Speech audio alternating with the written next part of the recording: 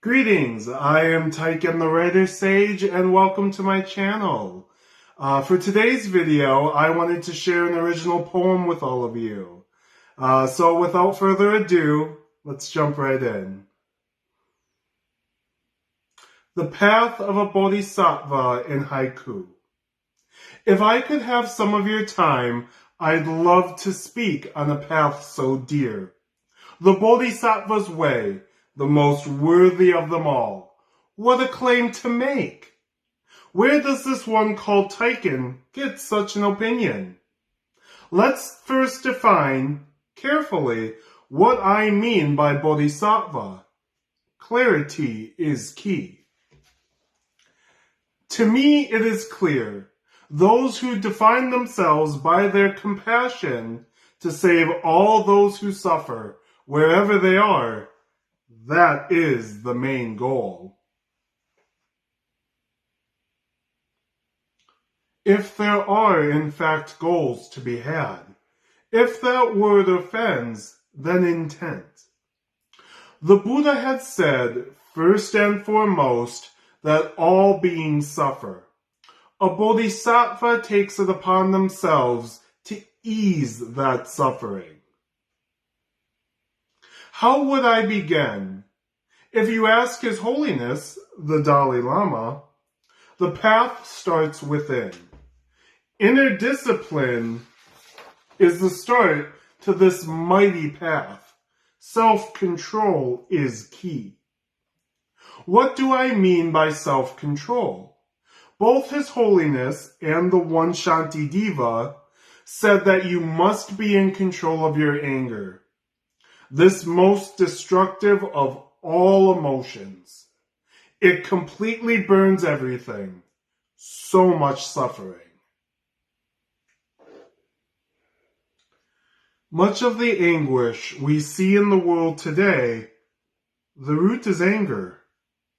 Lone wolves with sharp teeth, innocent people dying, people in fear. What we cannot rule,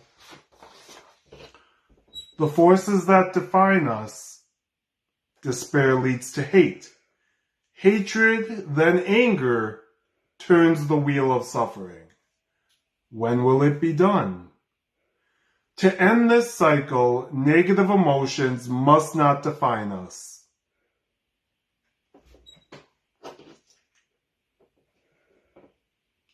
Where do I start in this personal war against anger, my one foe? Shantideva says, in anger, like a log, I shall remain. One act of anger can undo a lifetime of good intentions. His Holiness says, compassion and perspective are great antidotes. He also says that compassion must start with yourself. Alleviating the suffering of all beings must start with the self. This is how we learn. Our self is all we experience. I must be the first I save. I know from first hand what it is like to suffer. My wish to end this and liberate myself is the first step for a true bodhisattva. Realizing that other beings suffer as we do comes next. This leads to the want to extend liberation to all who suffer. Perspective. Being able to see from someone else's point of view. It realizes that other people's actions are caused by factors beyond their control. In Buddhism, all effects have a cause to them. Even if we aren't aware of the context of events, it happened.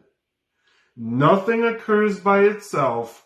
Even the universe had to have a cause. And that cause, too, had to have an event before it as well. All is linked. So how can I blame a friend who does me so wrong when events that led to that choice is out of their control? I would be more wise to contend with the negative emotional states that led to that decision. For my enemies, this is doubly certain. The pain that they cause, and remaining firm to my vows gives me the chance to be true. The suffering that leads them to destroy and not create is the source of my true grief now. I think of the pain they cause themselves and others. I can hardly breathe. This is my true test. Can my compassion keep me from losing sight of the fact that they are human? A question I must keep in mind. The depth of my practice, the standard I keep. What is the source of power for one who is called a Bodhisattva? It's bodhicitta, the awakening mind that sees both compassion and true emptiness. I know that these can be a source of strength and refuge. Emptiness is a topic that could take a whole poem by itself. I will do my best to describe what can only be experienced. A wise teacher once said, emptiness is not a void. How can that be so? She went on to teach that emptiness is our concrete existence as it really is. Not what we want or expect, free to be what is. Another way to look at this wonderful topic, the emptiness. I see the empty space as the container of all of reality. All the potential in our observable actuality can be seen in the movement of the leaves by the flowing breeze. In the space between the sky and the ground, emptiness is seen. If I may present a third way of seeing, a different view. This way helps me see emptiness in its true form. Lao Tzu would be proud.